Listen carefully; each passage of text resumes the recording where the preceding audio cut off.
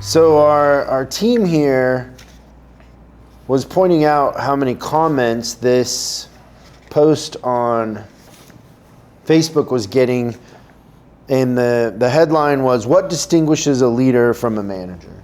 Oh, that reminds me of a story. So there's this guy. He goes to a leadership convention, right?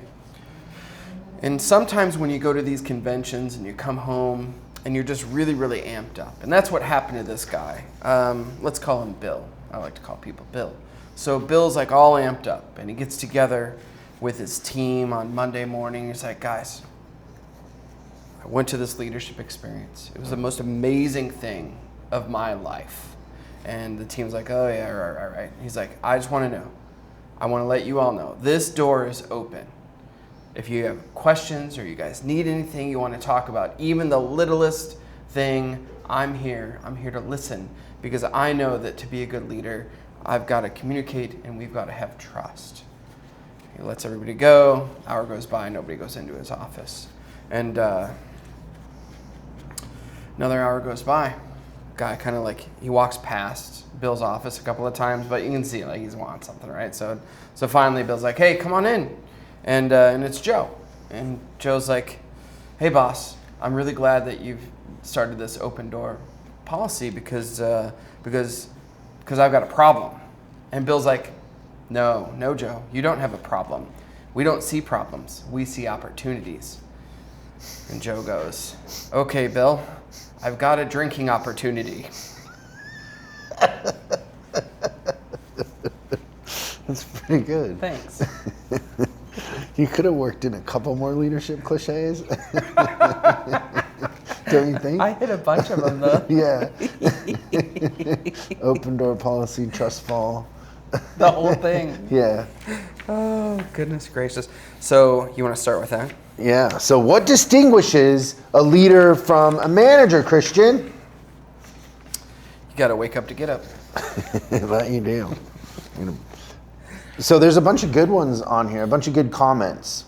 Yeah, I highlighted a bunch that I thought were just good comments. First off, I would say just the dialogue in general in this conversation was really, really good. This is on Facebook.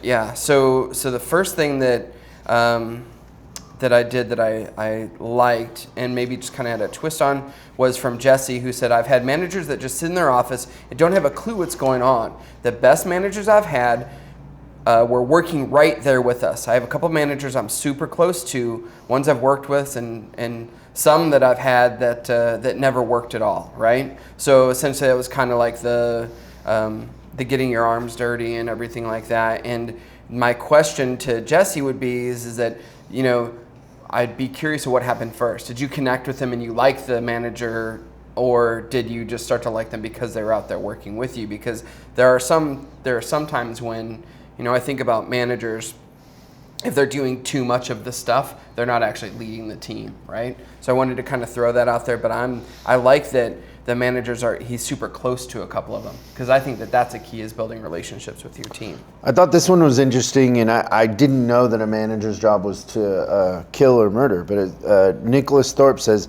a manager executes, a leader inspires. So, yeah, if we take like the death connotation out, but just be aware it's there. My thing with that is that, I don't know, I've seen plenty of managers that can't execute, and that's why they're not leaders. What do you think about that? I agree. I also wanted to read, so it was Carl Sagan, and I know this, you might think this is a joke, but that reminded me of something that Carl Sagan said. He said, anytime I talk to a manager, I feel like they're important. Anytime I talk to a leader, I feel like I'm important. Oh, that's good. Yeah. I like that. You totally thought that was a joke, didn't you? Darren, you never know with you. Yeah, I understand. Darren McLee? How would you say that? McLee.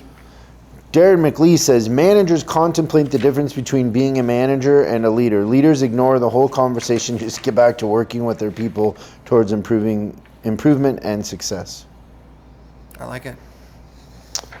What other ones on here? Did you get, I liked Lance's. So Lance Lissitar, he says that that should be one and the same. If your manager isn't a leader, you have an issue.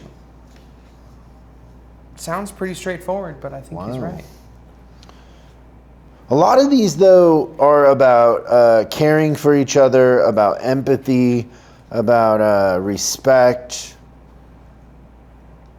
And so I find when people answer these sort of questions about, oh, a leader cares for people or a leader has empathy or whatever, that really is more of a indicator of what you're desiring, Right. not creating an effective outcome. Thanks so much for watching this clip of Service Driving Revolution. We're uploading new stuff every day, so make sure you subscribe and click the bell icon so you don't miss out. If you have a question you'd like us to answer on the show, call 8333-ASK-SDR and we'll answer your question on the show. That's 8333-ASK-SDR. For special deals on our books and training, head over to offers.chriscollinsinc.com. Now that's offers.chriscollinsinc.com. I'm Chris Collins, and I'll see you in the next video.